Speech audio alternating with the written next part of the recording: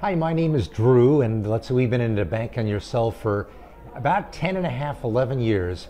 And our main motivator for going into Bank on Yourself was just knowing how bad of a stock picker I was. Something happens in the world, or you just don't happen to have that right stock, and it really is kind of like going to the casino and gambling. And Bank on Yourself, I kind of knew was going to be a great predictor to always be able to go up. It's actually exceeded the numbers that we were told. We're getting like 5-6% a year, and it's been tax-free, which is kind of like the icing on the cake. So for a predictable way of knowing where you're going to be down the road, it's a fabulous thing.